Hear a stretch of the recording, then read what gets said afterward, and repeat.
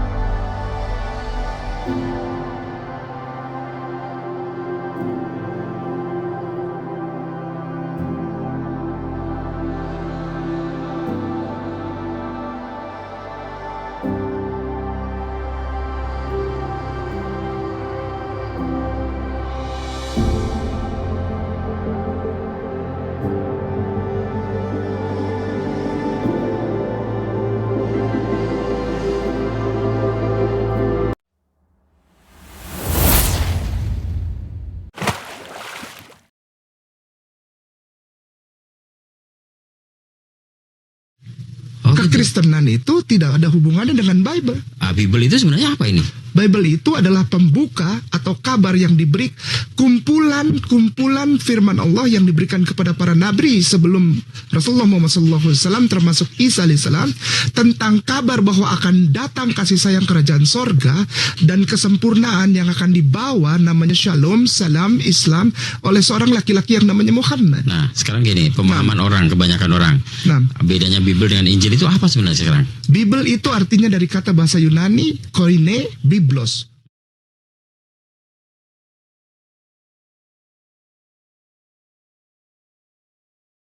Dialog spesial di 101,4 RDS FM dengan syariah hidup menjadi lebih indah.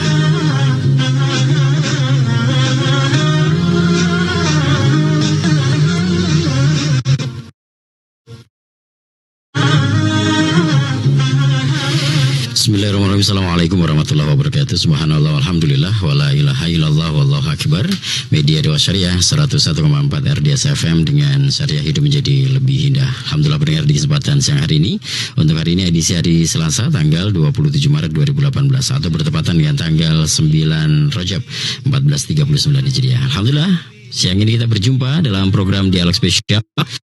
Memang spesial sekali untuk kesempatan hari ini hadir di studio yang tadi barangkali semenjak pagi Anda sudah menerima informasi dari hari ini kita akan bersama atau live bersama dengan Ustadz kita yang tadi malam sudah ribuan jamaah memadati Masjid Arafah.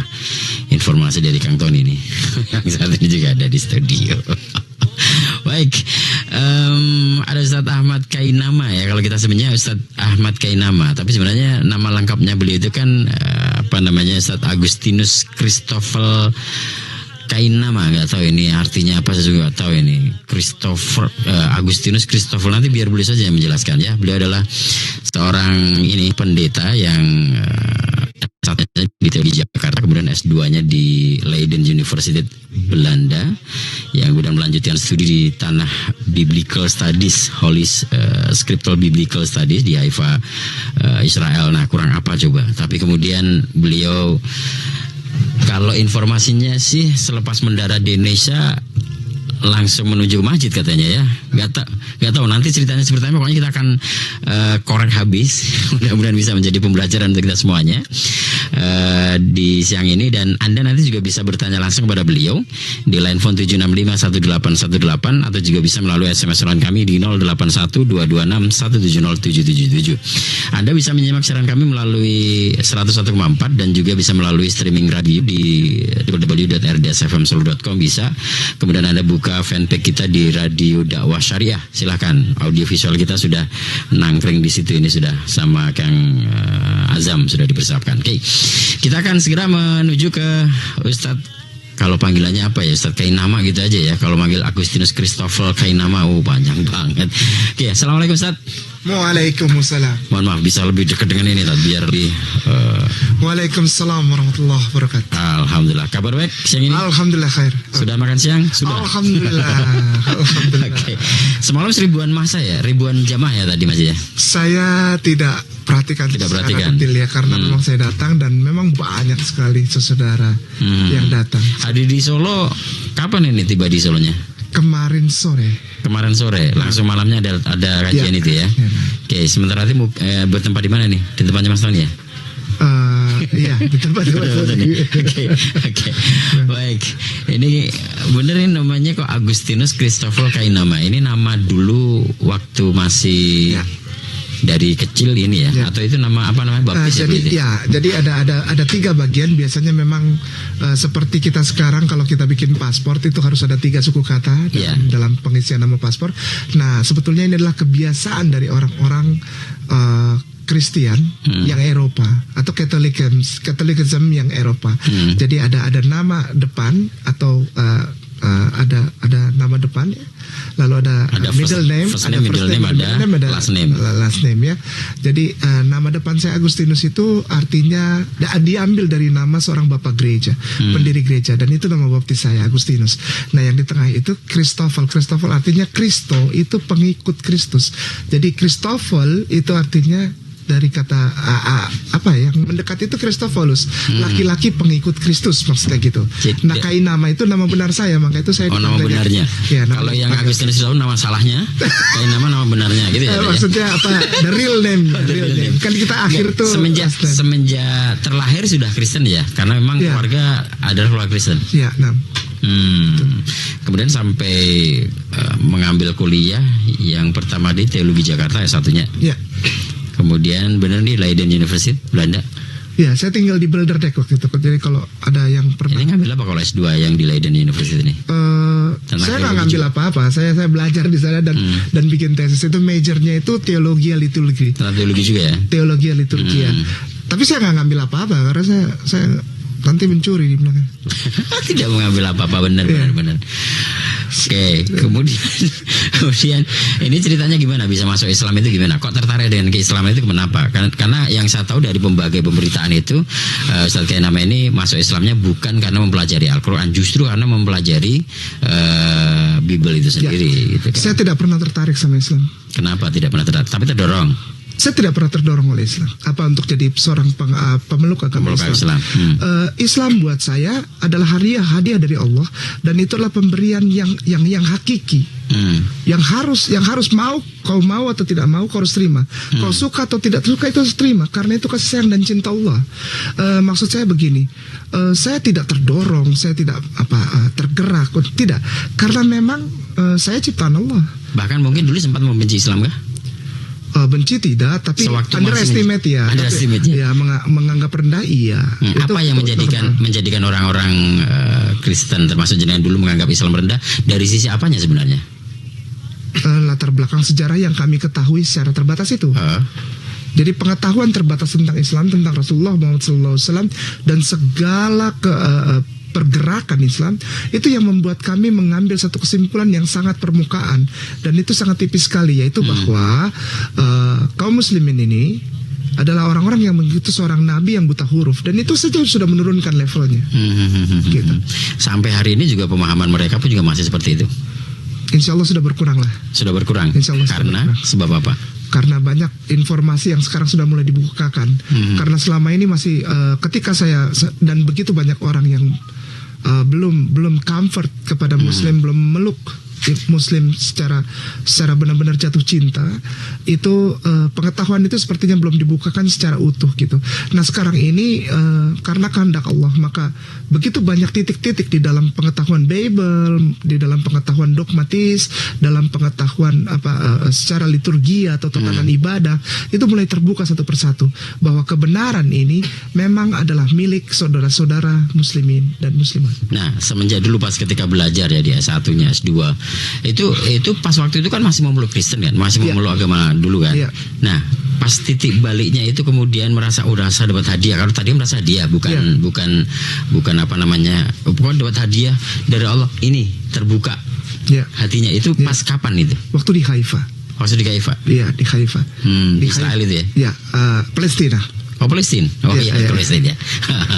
Oke, terus? Ya, saya di sana ada baca beberapa bagian dari kitab suci yang selama ini saya pikir membenarkan iman bahwa seseorang yang namanya Yeshua Mashiach itu adalah benar, bahwa dia adalah Tuhan dan juru selamat penebus. Tabarakalladzi biyadihil mulk wa huwa ala kulli syai'in qadir alladzi khalaqal mauta wal hayata liyabluwakum ayyukum ahsanu amala wa huwa dosa. Dia adalah inkarnasi dari Allah Subhanahu wa taala yang menjadi manusia, turun mengenal ciptaannya lalu mengambil alih dosa dari setiap ciptaannya, dan itu ternyata tidak pernah terjadi dan tidak pernah tertulis. Saya mendapatkan misi khusus di perjalanan Haifa saya yang kedua waktu itu untuk mencari tahu siapa itu Yeshua, siapa itu Yeshua Mashiach, siapa itu Jesus Christ, siapa itu Iso Kristus, siapa itu Isa alaihissalam. Dan ketika sampai di sana, kata-kata Kristus yang tercatat dan terdata itu yang tersimpan sebagai bukti sejarah yang valid itulah yang mengatakan sendiri kepada saya bahwa Yesus Kristus yang selama ini aku kenal sebagai Tuhan dan juru selamat penebus dosaku sebetulnya adalah seorang laki-laki Islam, laki-laki Muslim.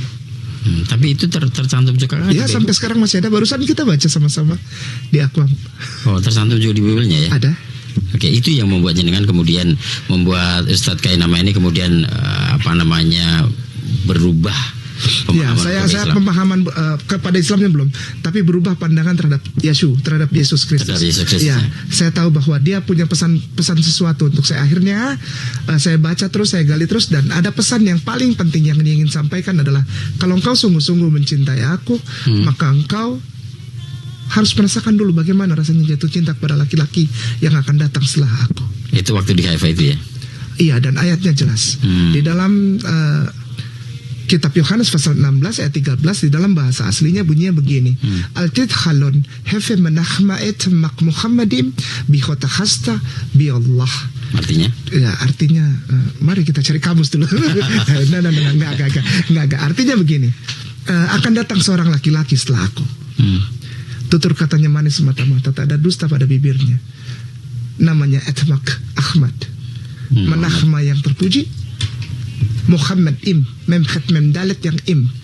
Muhammad yang yang penuh kemuliaan atas dia bikhota khasta, dia akan menaikkan derajatmu, dia akan meningkatkan derajatmu dengan menginsafkan bumi. Yohanes pasal 16 ayat 13, dia menginsafkan seluruh bumi, dia menjadi rahmatan untuk seluruh bumi. Tapi itu Injil yang beredar sekarang ada nggak kalimat? Ada juga ya sebenarnya. Ada. Tapi nama Muhammad itu tidak ada, nggak apa-apa lah. Nama yang di Injil namanya? Ahmad. Penolong. Oh, penolong gitu aja. Ya, di translate-nya bukan Ahmad, bukan Muhammad, tapi penolong. Gitu. Karena dilihat dari bahasa Yunani koine yang menjadi dasar Vulgata atau penulisan Bible dalam bahasa Latin, itu ditulis Parakletos atau penolong atau apa? Itu saat Comforter. Saat Kainama itu saat usia berapa itu pas di Haifa itu? Haifa yang kedua ya. Haifa kedua tuh sudah 32. 32 iya. Dan itu masih beragama 32, 33. Iya. Karena sudah selesai dari Leiden, sudah selesai. Akhirnya kemudian pulang ke Indonesia. Iya. Dan titik baliknya itu pas apa itu? Katanya habis turun dari pesawat belum juga kemana-mana, langsung ke masjid itu untuk melakukan syahadat itu.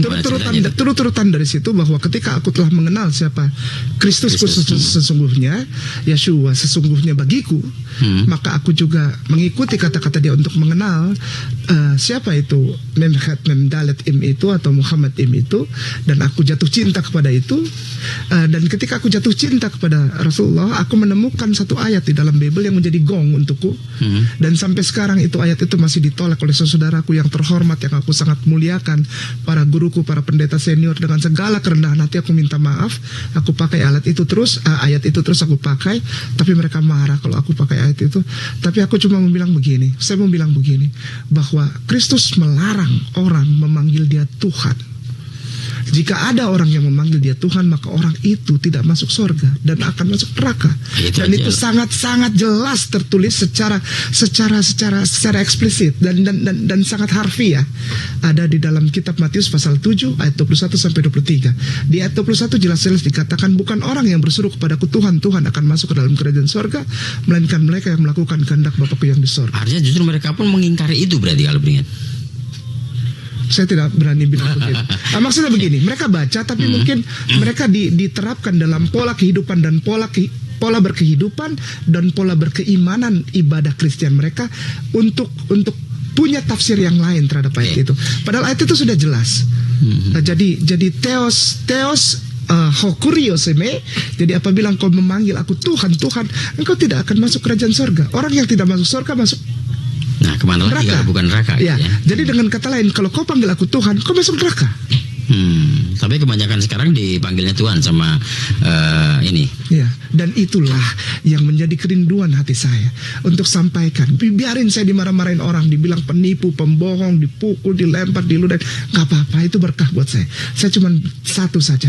Ketika saya mu'alaf, saya ingin sampaikan kepada saudaraku yang Kristen dan Katolik terutama, dan kepada saudaraku muslimin dan muslimat, bahwa seseorang yang menjadi mu'alaf, dia bukan jadi artis. Oke. Dia tidak pernah diberikan hak khusus dari Allah ketika dia mu'alaf dan mengucapkan la ilaha illallah Muhammad Rasulullah, bukan membenarkan bahwa mu'alaf itu adalah satu mangkok, satu wadah, satu wahana untuk boleh memaki-maki dan menyalah-nyalahkan agama sebelumnya. Tidak. Seorang mu'alaf adalah seorang yang diberkahi Allah, diberikan berkah khusus oleh Allah, dicintai Allah untuk menyampaikan kasih sayang Allah melalui kebenaran Bible yang mereka percayai. Karena mereka nggak percaya Al-Quran kan. Kalau kita cerita Al-Quran, mereka ya jelas menolak dong. Jadi bagaimana memperkenalkan kasih sayang Allah yang adalah Islam sejati, Shalom itu, Shalom kepada mereka, Assalam itu, Islam itu, damai sejahtera itu kepada mereka dengan menggunakan Bible mereka sendiri. Ini sebetulnya ketika orang jadi mu'alaf. Jadi mu'alaf, kalau saya tidak salahkan orang yang menikah lalu jadi mu'alaf, tidak. Tapi sebetulnya dia harus sadar setelah dia menikah, dia jadi mu'alaf. Dia harus pikir bahwa ada satu tugas lagi dari Allah yang harus aku jalankan sebagai gambaran bahwa Allah itu sola gratia. Dia adalah rahmatan lil alamin, gracious, sola gratia, sola gracious. Ya, sola itu oleh karena, ini di bahasa Latin, gratia itu gracious, rahmatan yang untuk sola, untuk semuanya, untuk seluruh alam. Jadi dia harus jalankan itu dengan kasih sayang. Rahmatan lil alaminnya mana? Jadi kalau sampai cuma untuk menikah saja, kau tidak perlu repot-repot, kau cuma urus ke kelurahan saja. Tapi kalau untuk kau jadi muslim benar-benar, kau untuk mu'alaf benar-benar, ada tugas dari Allah. Sampaikan kasih sayang. Jangan maki-maki mereka. Ketika bersyahadat itu sudah usia berapa? Itu tahun berapa? 2009, tanggal 26 Agustus 2009. Oh, 2009 ini sudah berarti sudah sekian. Ya tua lah. Oke. Baik. Itu pas itu masuk Islam itu sudah menikah belum itu? Saya menikah 2 tahun setelah saya bersyahadat. Nah, sebelumnya setelah bersyahadat bagaimana kemudian keluarga? Yang terima. Reaksinya seperti apa? Tidak terima, jelas dong. Artinya ada ancaman apa dan sebagainya dan sebagainya. Jelas. Perjuangannya seperti apa kan, heroiknya kayak apa kan perlu dijelasin juga. Pak, bukan heroik, itu berkah. Berkah. Iya, jadi kalau Ustadz Afan boleh pinjam tangannya? Ustadz Afan ya, maaf. Okay. Ini jadi katanya ada heroik, nggak ada heroik. Cuman ini aja. Okay. Tidak ada heroik, tidak ada. Ya, dalam hal mempertahankan keimanan ini kan saya tentu tidak mempertahankan iman yang mempertahankan saya sampai saya selamat. Ini di sini 3, sini 2, ini semuanya sudah habis dari atas sampai bawah. Saya telah merasakan pukulan softball, bat softball itu. Gara-gara ini. Ya, karena disayang, karena tidak mau dilepaskan. Jadi disayang. Sampai sekarang hubungan dengan keluarga seperti apa nih? Baiklah, kalaupun nggak pernah ngomong ya nggak apa-apa lah ya. Tapi kita sudah telepon dan saya sudah ketemu. Pernah sering ketemu, pulang ke rumah dan sebagainya. Sudah ketemu. Kalau dibilang ketemu, saya ketemu. Bermuamalah seperti biasanya kayak gitu? Ya belum lah. Karena banyak ketika cerita-cerita ketika keluarga gitu ya, kemudian pindah ke agama lain, misalnya ke agama Islam gitu, kemudian dari pihak keluarga sampai pada kemudian diancam untuk bla bla bla dan sebagainya kayak itu. Ancaman yang membuat dirinya itu harus sampai tidak bisa ketemu lagi, bahkan silahkan pergi berpisah dan sebagainya. Saya demikian juga dengan Ustaz alami juga. Ya, tapi itu sebagai ini aja dari Allah. Ayo coba kamu bisa pilih siapa yang kau lebih cintai aku atau cintai keluargamu. Kalau keluargamu ya balik aja. Nggak, maksudnya begini, kalau kau cintai aku, kau juga dapat keluargamu. Tapi kalau kau hanya cintai keluargamu, kau tidak dapat aku, kau tidak dapat keselamatan untuk keluargamu. Allah berikan jaminan kepada saya, totally submit, saya pasrah kepada Allah, dan Allah memberikan keluargaku. Ya jelas, inna sholati wa nusuki wa mati, orang hidup dan mati semua serahkan pada Allah semuanya gitu ya. Nanti Allah pelan-pelan, mami mulai enak, lalu mama Ina kakak saya yang tercinta, lalu kakak saya Deki yang aku sangat sayang. Nah itu dia, sekarang ceritanya gimana? Dari 2009 kemudian sampai dengan hari ini, adakah dari keluarga besar yang sudah mengikuti jejak? Belum. Karena beritanya kan setahun setelah infonya di beberapa media itu kan setahun setelah masuk Islam itu kemudian mengislamkan 114 orang kayak gitu misalnya dalam 1 tahun. Itu benar nggak kabarnya ini? Iya, tapi bukan keluargaku. Bukan keluarga, tapi orang lain ya. Bisa jadi begini, saya berpikir gini. Saya bukan mengislamkan orang, tidak ada pernah. Didat almarhum profesor yang mulia itu, dia tidak pernah islamkan orang sebetulnya. Menyadarkan orang. Dia hanya dijadikan Allah untuk menuntun orang, sama seperti saya. Saya tidak pernah mengislamkan orang. Yang mengislamkan orang Allah, nggak ada, kita nggak punya kemampuan apa-apa. Kita ngobrol dan kita menuntun. Kalaupun dia nangis, dia bilang, ajari aku bagaimana aku mencintai nabimu. Ya, saya tuntun. Tapi yang membuat dia itu jadi punya keputusan seperti itu bukan aku gitu. Saya 114 orang itu 1 tahun berdasarkan data. Jadi sampai dengan sekarang ini alhamdulillah Allah berikan orang-orang. Terus siapa saja itu 114 yang diberitakan itu, siapa saja itu? Saya sudah lupa, datanya ada di Masjid Agung Sunda Kelapa dan masjid-masjid lainnya di Jakarta. Oh, artinya itu menyadarkan mereka itu dalam sifatnya itu bersama-sama atau satu persatu atau seperti ada yang satu persatu, ada yang bersama-sama. Oh gitu. Tapi kebanyakan di dalam gereja biasanya kita habis ngobrol, saya diundang lalu kita ngobrol bersama para pendetaku yang sangat aku hormati dan cintai itu, ngobrol dialog. Tapi ada jemaat biasanya, karena biasanya dialog di gereja itu dilakukan setelah ibadah kebaktian jam 5 sore. Jadi artinya dalam artian pernah juga berdakwah di gereja-gereja gitu berarti?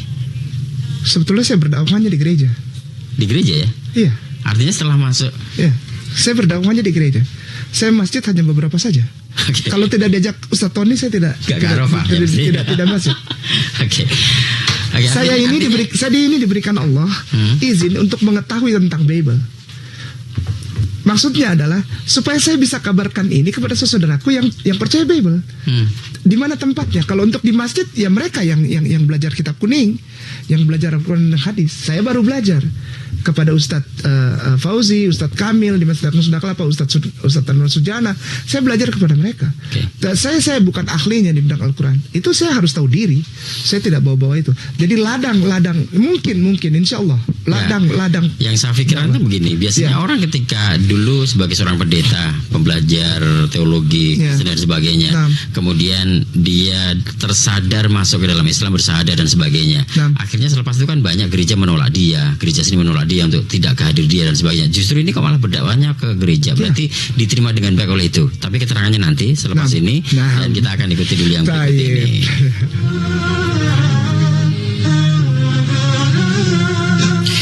Kembali di media Dewa Syariah 101,4 RDS FM dengan Syariah Hidup Menjadi Lebih Indah dalam dialog spesial bersama dengan Ustadz Kianama. Dan ini sudah setengah jam ya bersama. Masih ada setengah jam lagi, satu sesi lagi ini. Silahkan sekarang waktunya bagi Anda untuk ikut bergabung bersama kami di 765-1818 atau juga nanti bisa melalui SMS kami di 081226170777. Oke, silahkan untuk bergabung bersama kami. Berikut kita mencoba ini dulu ya, di WhatsApp dulu ya. Oke, WhatsApp. Assalamualaikum Ustaz. Waalaikumsalam. Saat ini dari Umi Atikah di Solo.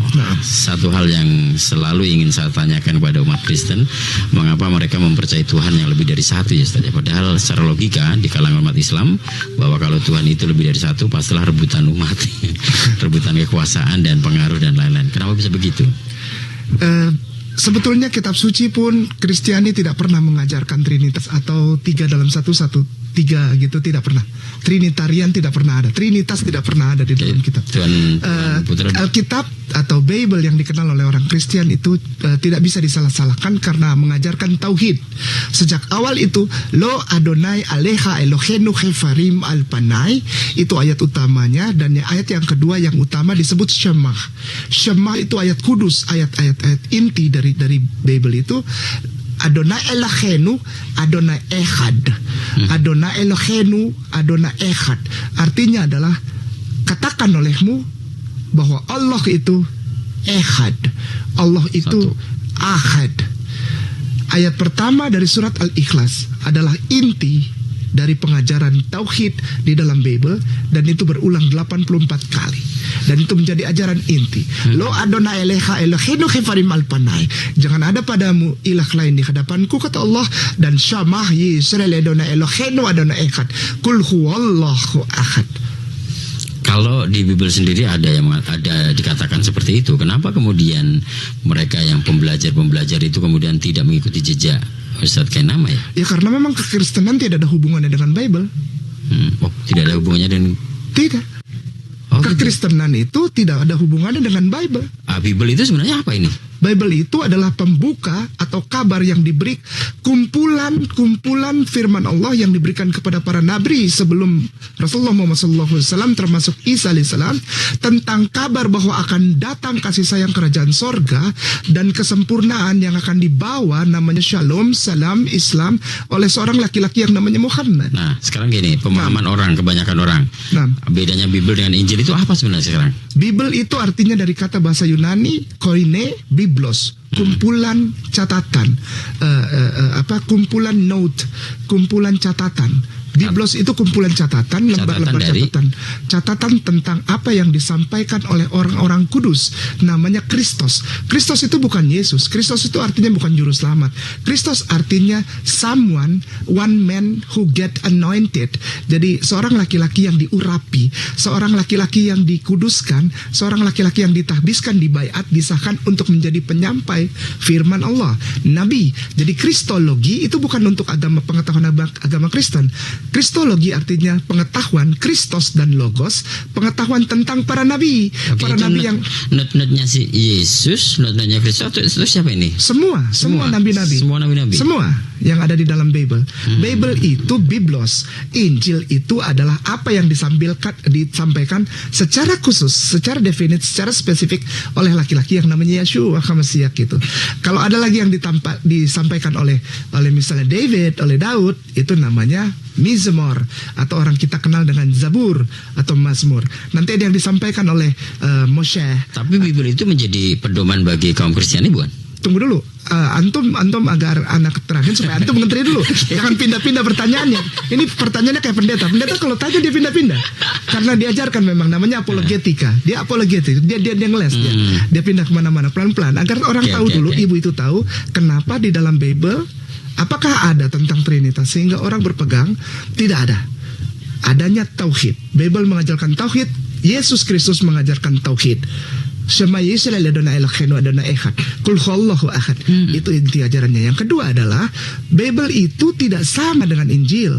Injil adalah segala sesuatu yang keluar dari mulut Yeshua HaMashiach atau Yesus Kristus atau Isa alaihissalam, itu Injil. Bible itu artinya dari kata Biblos yang artinya buku atau kumpulan note tentang semua catatan-catatan tentang semua para nabi, termasuk di situ Isa.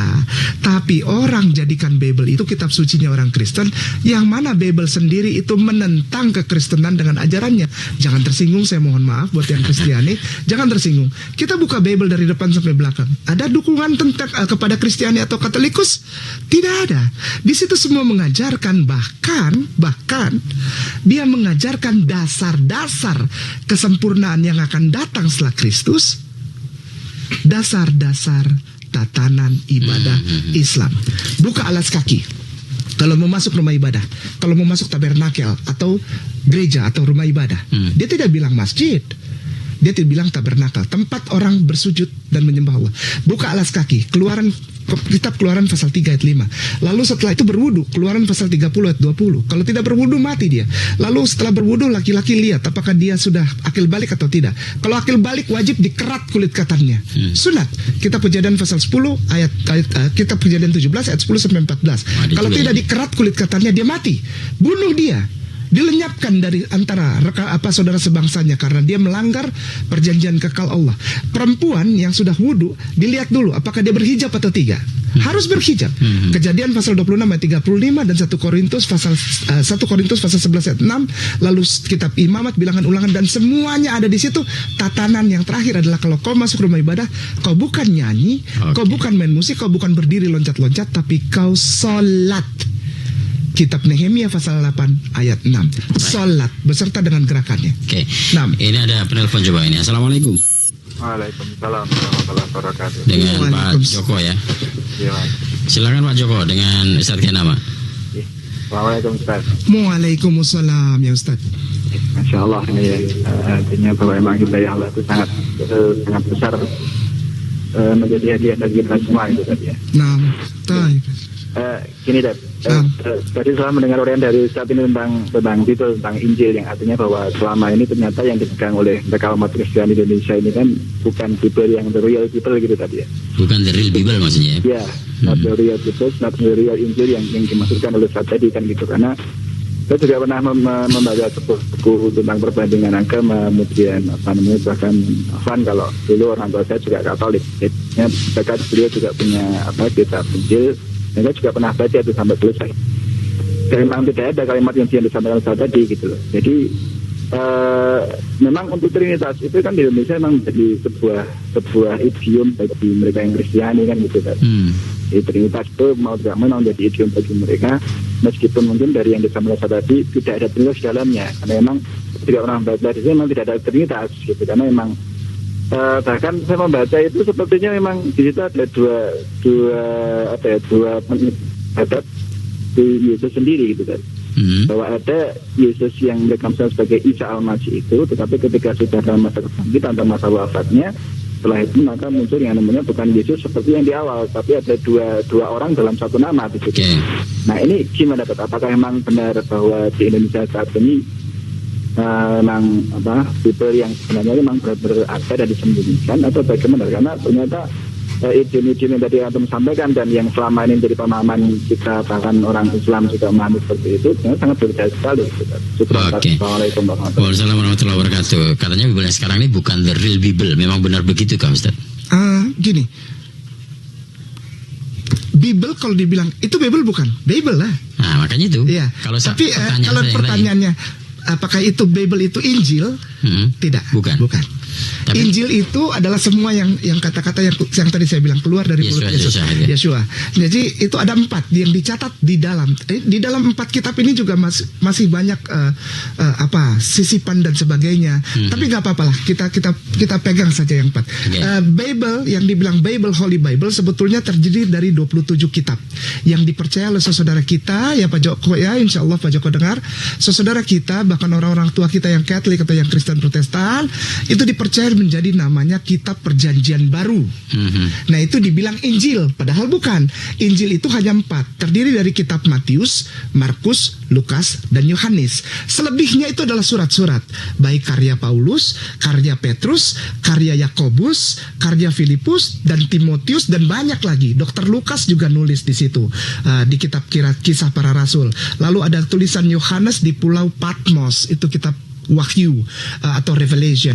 Itu jadi 27 kitab itu adalah terdiri dari 4 kitab yang menceritakan tentang kata-kata Yesus atau Isa alaihissalam, tapi tertutup dengan 23 kitab yang lain yang mengajarkan sesuatu yang lain dari apa yang Yesus.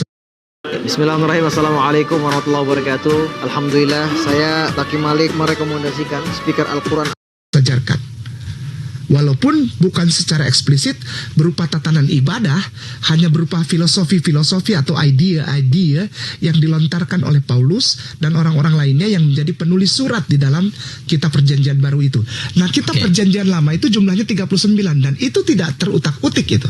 Kalaupun ada yang utak-utik, itu hanya kekuasaan orang-orang yang Yahudi yang menamakan kitab-kitab saingan Torah, Nevi'im, Ketubim atau kitab-kitab Perjanjian Lama Pentateuch itu dengan nama kitab Talmud. Jadi intinya kalau apakah Bimbel itu Injil, dan itu jawabannya bukan. Ya, walaupun kemudian sekarang ini banyak teman-teman Kristiani yang kemudian mengambil pedoman dan sebagainya dari Bimbel. Orang Kristiani tidak pernah mengambil apa-apa dari Bible. Dia mengambil dari kitab selain kitab Injil yang ada di dalam Bible. Oh gitu. Yang tadi yang 23 itu. 23 itu ya. Ya. Oke. Begitu Pak Joko ya. Kemudian ke pertanyaan berikutnya Pak Fahroni. Assalamualaikum Ustaz, mau tanya. Waalaikumsalam warahmatullahi. Yang tadi malam belum dijawab loh Ustaz. Waduh, yang mana? Mohon dijelaskan tentang 25 Desember yang diperingati sebagai kelahiran Yesus, sebagaimana yang dipercaya umat Kristen. Nah, semalam kenapa nggak dibahas gitu ya? Sama Ustaz Tony nggak boleh. Oh gitu. Nanti saya nggak kembali lagi. Oh gitu ya. Oke. Ini terus ini dijawab nggak nih kalau dijawab? Insya Allah. Jawab ya. Sedikit saja, silakan. Baik. Kenapa orang Muslim jawabannya pertanyaan apa Ustaz Afan? Mohon dijelaskan tentang tanggal 25 Desember yang diperingati sebagai kelahiran Yesus. Baik. Bagaimana yang dipercaya umat Kristen? Baik. Yesus tidak pernah lahir 25 Desember. Jadi kalau ada orang Islam yang tidak mengucapkan selamat Natal ya kepada saudaranya Kristen, jangan marahi orang Islam. Jangan bilang orang Islam itu tidak toleran. Justru dia toleran karena apa? Karena sebetulnya Bible sendiri tidak setuju Yesus lahir bulan Desember tanggal 25. Begitu ya? Saya pernah tinggal di sana dan 25 Desember itu udara paling hangat itu 4 derajat Celcius. Biasanya kita antara 2 derajat atau 0 derajat. Tidak ada salju. Tidak ada salju di sana, tapi anginnya dingin sekali karena angin dari Laut Mediterania. Kitab Lukas pasal 1 ayat 26 mencatat bahwa Yesus lahirnya bulan April. Bulan April ya, tanggal berapa itu? Tanggalnya tidak tahu, hanya bulannya saja. Sampai sini kok bisa jadi 25 Desember, bagaimana sejarahnya itu? Karena dipaksakan melalui dogma. Melalui dogma. Dogma Kristiani itu justru lebih berkuasa daripada Bible, daripada Injil yang ada di dalam Bible. Dan itu dipaksakan, kalau tidak percaya engkau masuk neraka, katanya begitu. Tanggal 25 Desember adalah titik 2. Ini juga penjelasan buat yang lain mungkin bisa dengar. 25 Desember itu adalah Dies Natalis Solis Invictum Deo. Sekali lagi pelan-pelan. Dies Natalis Solis Invictum Deo. Artinya Dies itu dari days, hari. Natalis lahir. Solis itu nama setannya. Serius, ini nama setan. Sol itu nama setan yang dijadikan nama dewa matahari. Solar system. Solar system. Nah, Sol itu nama dewa matahari, setan dia. Dies Natalis Solis Invictum, artinya uninfected, tidak bisa dibunuh, tidak bisa mati. Yang terakhir ini yang bermasalah katanya. Dies Natalis Solis Invictum Deo. Jadi kalau ada orang yang mengucapkan selamat hari raya Natal, maka dia sebetulnya sedang berbicara begini: aku menerima dan membenarkan Sol jadi Tuhan bagiku. Sebenarnya Mau begitu ya? Mau silahkan ucapkan selamat Natal, nggak apa-apa. Itu kan pilihan saja. Mau silahkan jadikan kelahiran Sol itu sebagai kelahiran Tuhanmu. Baik, Ustaz, sampai di situ ya. Untuk menjelaskan semalam belum terjawab katanya. Sekarang ke Pak Udin yang di Gemolong. Assalamualaikum. Waalaikumsalam. Ustaz, apakah pendeta itu digaji, Ustaz? Ya. Oh iya ya. Ya. Siapa yang gaji, jemaahnya? Ada uang dari jemaah, tapi itu persentasenya sedikit sekali, tapi itu sinodal yang bayar. Jadi Ustaz kan dulu juga jadi pendeta juga kan? Digaji juga ya? Ya. Berapa gajinya? Gede. Gede berapa? Gede lah. Ya, artinya dulu. Iya. Ceritakan aja nggak apa-apa kan, itu kursnya lama itu. Sekarang berapa itu kalau itu sekitar kalau pendeta yang kemampuannya rata-rata ya, average saja, tidak menarik, tidak ada entertainnya, tidak bisa main musik dan sebagainya, itu sekitar zaman saya itu sekitar 11 sampai 12, antara 10 sampai 12 juta. Tapi kalau udah yang S2 lalu pernah belajar keluar, lalu punya how to entertain di audience gitu, di jemaat gitu ya, congregationnya di entertain, lalu dia bisa main musik. Jadi bisa jadi artis juga kalau gitu ya pendeta? Biasanya begitu. Toh selama ini yang di TV itu, astagfirullahaladzim, maaf bukannya marah, bukan menghina. Yang di TV itu apa pendeta? Pendeta apa artis? Artis itu. Itu biasanya di atas 22. Ustaz Kenapa kalau sekarang tak pegangin gitar bisa main gitar? Insya Allah bisa. Oh bisa. Saya pengajar piano di. Entertain juga berarti dulu. Lebih tinggi lagi berarti ya. Wah, tak bayangin sekarang berapa. Oke. Itu dulu ya. Dulu ketika Ustaz Kenapa menjadi pendeta. Dulu pendetanya di mana? Di Ambon atau di mana nih? Wilayah kerja saya Jawa Di Priok. Barat, Sinodal Jawa Barat 2. Sinodal aja. Sinodal Jawa Barat 2. Oh, itu ada. Jadi di sana ada wilayah cabang dakwah gitu wilayah. ada ya? Itulah mereka rapi untuk mengkristenkan Indonesia. I'm sorry, maaf. Mereka rapi sekali untuk menjalankan pola itu. Oke. Pola misionari itu rapi, terdata, detil sekali. Dibagi per wilayah. Wilayah ini kebiasaannya apa? Dilihat sama mereka. Yang cocok di situ siapa? Yang kira-kira bisa menarik orang untuk dibaptis siapa nih? Yang bisa mempengaruhi dengan gaya orang itu masuk ke dalam kehidupan pribadi, kehidupan kebiasaan, budaya orang situ, cara berbahasa, cara bertutur sapa, kehidupan ekonomi. Mana lihat itu pemetaannya rapi sekali dan setiap tempat itu ada pemetaan. Oke. Jadi kalau kembali ke gaji tadi itu nggak bentar.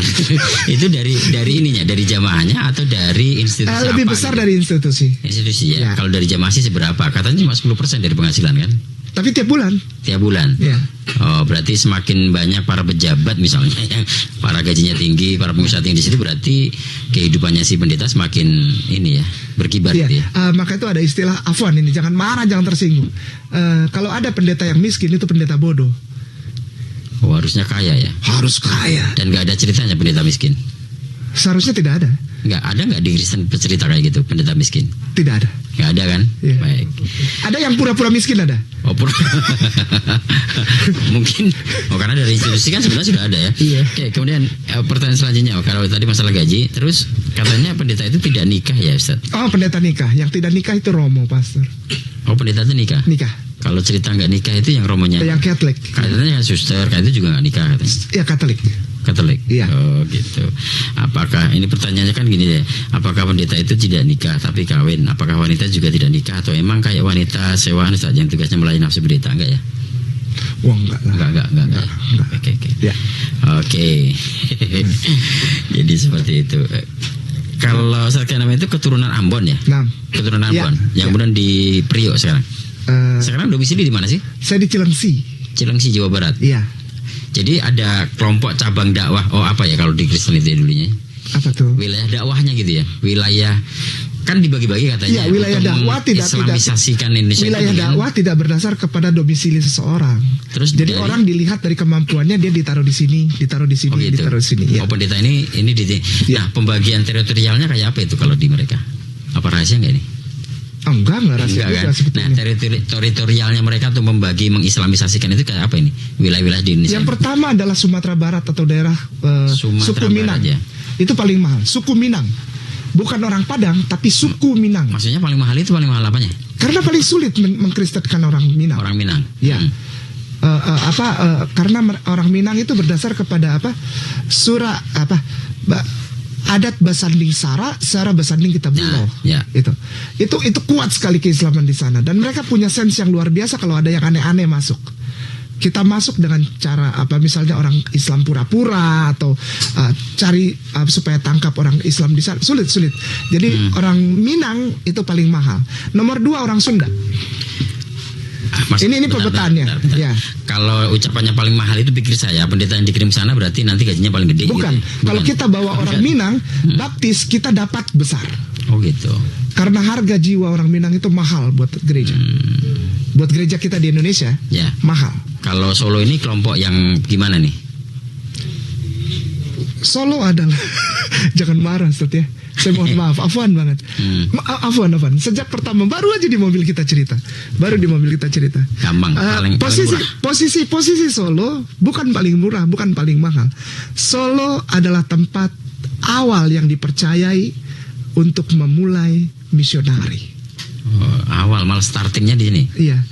Karena sangat mudah diajak kerjasama. Padahal di sini ada Ustaz Tony ya. Itu tahun 1928 atau 1929. Namanya Kerk and Bibel Genootschap. Jadi itu ya bagaimana caranya kita bisa mengkristenkan Indonesia. Dan ketika saat itu pola itu dijalankan, dicari titik dulu awal di mana. Dan berpegang kepada pemikiran begini, engkau bisa menguasai Nusantara atau Indonesia ini jika engkau menguasai Jawa. Nah, jika engkau menguasai Jawa, di mana mulainya? Solo. Solo. Oke. Dan sekarang ini perbandingannya sudah secara statistiknya sudah ini ya, mungkin 50-50 ya, atau mungkin lebih rendah dari itu. Oh enggak, ya, insya Allah enggak. Enggak ya. Okay. Allah sayang sama Allah. Allah sayang sama Allah. Dilindungi. Iya, RDS baru 2009 gitu. Assalamualaikum Ustaz, ini dari 448 dari Ummu Aisyah di Solo. Tolong berikan kata kunci Ustaz dari Bible yang bisa saya berikan kepada teman non muslim agar mereka terketuk hati untuk berhijrah dan mau memahami Islam. Insya Allah. Tapi itu semua kekuasaan Allah ya, hak prerogatifnya Allah. Kita hanya menjadi alat sajalah. Yang pertama adalah kitab Ulangan pasal 5 ayat 7. Hai, bunyinya yaitu tadi yang lo Adonai Elohenu Elohefarim Alpanai, tentang ketauhidan. Kitab Ulangan pasal 5 ayat 7, lalu Ulangan 6 ayat 4, lalu apa yang dikatakan Yesus, jika engkau ingin masuk surga katakan la ilaha illallah Isa Rasulullah. Yohanes pasal 17 ayat 3. Ya, itu ya kata kuncinya. Baik, ke telepon coba sekarang di nomor terakhir. Assalamualaikum. Waalaikumsalam. Oh, Pak Joko lagi. Gimana Pak Joko? Singkat Pak. Iya, Pak Afan, sekitar mohon penjelasannya tentang buat El Shaddai di Solo. Apa? El Shaddai. Oh, El Shaddai itu apa gitu maksudnya? Iya, bagaimana pendapat antum Ustaz tentang ini pergerakan yang di sana? Baik, terima kasih. Waalaikumsalam. Salam El Shaddai. Ada nggak istilah El Shaddai dalam? Oh ada. El Shaddai itu bagian dari nama-nama Allah, nama-nama pujian kepada Allah. Jadi sama seperti Yahweh atau Yehovah. El ini dari kata Elehe Elohekah atau Allah Subhanahu Wa Taala. El Shaddai itu artinya Allah yang mengangkat, yang meninggikan. Itu nama pujiannya, bukan nama Tuhan kan? Bukan nama pujian. Begini, jadi seperti contohnya ada Yehovah, El Shaddai, El Elyon Adonai. Itu sebetulnya ada tulisannya Pak Joko. Jadi bukan cuma El Shaddai, tapi El Shaddai, El Elyon Adonai. Yang mengangkat dan memenangkan, menyelamatkan dan sebagainya. Itu dipadankan dengan kata-kata yang namanya Yahweh atau Yehovah. Karena Yehovah itu ada Yehovah Rafa, Yehovah Hireh, Yehovah Zabaut, Yehovah Maranatha dan sebagainya. Itu jumlah nama-nama itu ada 99. Kayak Asmaul Husna. Antum yang bilang. Dan nama-nama itu adalah nama pujian. Allah El yang maha pengasih, El yang maha penyayang, El maha pemberi, El yang hakim, El yang raja, El yang kudus. Ada semua itu. Satu pertanyaan lagi ya, kan ini 1:59 sudah, hampir jam 2. Sebenarnya masih ada, pengen banyak nih. Kakak kandung saya itu, ini yang punya nomor 4881. Kakak kandung saya itu seorang penginjil Ustaz. Anak-anaknya kakak kandung jadi seorang penginjil. Anak-anaknya imannya juga kuat, namun mereka nggak bisa menggoyahkan iman kami, orang tua dan adik-adiknya. Doa kami cuma semoga mereka mendapat hidayah karena keimanan mereka memang sangat bagus. Dulu mereka di Solo, mereka sekarang berada di Cirebon. Nah, ini informasi saja nih kalau begitu. Iya. Penginjil ya. Sebenarnya artinya penginjil itu apa? Orang yang belajar Injil itu ya. Penginjil itu sebetulnya kata yang diserongkan dari kata misionari. Oh gitu ya. Misionari itu berangkat dari kata 3G yang sering kita dengar. Gospel, Gold, Glory. Kabarkan Injil, ambil emasnya dan engkau rampoklah emasnya dan engkau akan mendapatkan glory atau kemenangan. Sebetulnya Gospel, Gold, Glory itu bukan untuk orang yang berangkat ke daerah-daerah yang tak bertuan. Enggak, Gospel Gold Glory untuk datang ke tempat yang sudah ada masyarakatnya, rampok hasil buminya, pura-pura kabarkan Injil padahal sama sekali Injil tidak pernah dikabarkan. Itulah sebabnya disebutnya penginjil. Padahal bukan perampok gitu. Ustaz, melihat kondisi sekarang ini ya. Sekarang ini gerakan-gerakan misionaris yang sedemikian kuatnya, kemudian kondisi umat muslim yang sekarang ini seperti ini, dalam artian tergoyahkan agak-agak gimana gitu lah sekarang kalau kita merasakannya gitu kan. Nah ini kedepannya itu 10, 20, 30 tahun yang akan datang, kalau menurut pandangannya seperti apa? Ini bukan meramal, bukan tapi secara analisisnya seperti apa gitu kan. Analisa kondisi umat Islam kayak apa nantinya? Kalau bertahan seperti yang sekarang ini maka dibenarkan dan dinyatakan bahwa kebenaran itu hanya ada di dalam Islam. Kalau posisinya seperti sekarang ini, yang sedang membangun syariah, yang sedang membangun ukhuwah Islamiyah, maka kita kalau terus bisa pertahankan ini, maka 10 tahun, nggak usah 30 tahun, 10 tahun dari sekarang, Indonesia menjadi benar-benar mayoritasnya Muslim. Di sini sekarang ini cuma jumlahnya saja yang banyak orang Islam. Kalau gerakannya seperti saat ini maksudnya. Seperti saat ini. Walaupun jenengan tadi juga mengatakan gerakan misionaris mereka tertata rapi gitu, tapi gagal di Indonesia. Oh gitu. Sejak tahun 1988 sudah terjawab sebetulnya, gagal di Indonesia. Sementara pembiayaan mereka lebih besar. Oh jelas. Tapi Allah tidak suka. Di mana Allah sayang, di situ yang diselamatkan. Insya Allah. Okay. Mulai bangun Indonesia dengan kemarin ada program 212 yang membangun ekonomi, sadar bahwa ekonomi menjadi pijakan juga lah, pijakan. Jadi insya Allah kalau kita begini terus 10 tahun dari sekarang, kita benar-benar jadi mayoritas, bukan cuman tempelan belaka. Selama kiblatnya juga masih siaran TV-nya itu. Insya Allah. Oke, ini paling akhir kok ada kayak gini ya, karena harus menghubungi mualaf center jika ada umat non Islam yang ingin belajar Islam, karena pendampingan pada mereka yang mau jadi mualaf tentu lebih baik jika dipegang oleh ustadz mantan Kristen atau Katolik. Maksudnya yang di Solo atau gimana, Ustaz Ton? Nggak tahu ini yang dimaksud, mungkin di Solo ya. Kalau di Solo sama Ustaz Tony aja. Mungkin alamat yang umum. Kenapa? Kalau kita ada seperti paguyuban dan base campnya begitu. Ada ya? Di Masjid Agung Sunda Kelapa, Menteng, Jakarta. Oh, Sunda Kelapa. Iya. Lalu yang kedua di Jalan Brawijaya nomor 9, Brawijaya 9 nomor 3B, Jakarta Selatan, arah Prapanca. Oke. Baik, saya kira itu terakhir sebagai closing statementnya, Ustaz, silahkan di program kita untuk para pendengar yang ada di Solo dan sekitarnya. A'udzubillahiminasyaitonirrajim. Bismillahirrahmanirrahim. Assalamualaikum warahmatullahi wabarakatuh kepada saudaraku para kaum muslimin dan muslimat, dan terutama kepada saudaraku yang sangat aku sayangi dan aku rindui, saudaraku yang Kristen dan Katolik.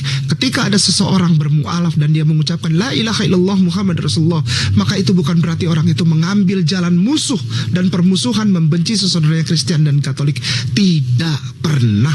Ketika kami mengucapkan la ilaha illallah Muhammad Rasulullah, maka saat itu makin besar cinta kami dan sayang kami, peduli kami kepada engkau ya saudaraku Kristen dan Katolik.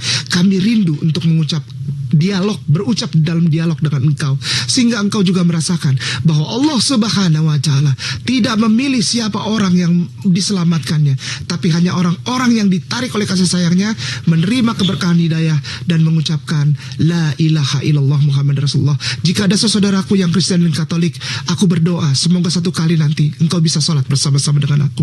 Barakallahu fikum. Wassalamualaikum warahmatullahi wabarakatuh. Waalaikumsalam warahmatullahi wabarakatuh. Terima kasih Ustaz Kenama yang sudah hadir di studio dan pada siang hari ini sudah bercerita terkait dengan bagaimana beliau mendapatkan hidayah Allah Subhanahu wa Ta'ala. Terima kasih juga Anda pendengar sudah bergabung di program ini.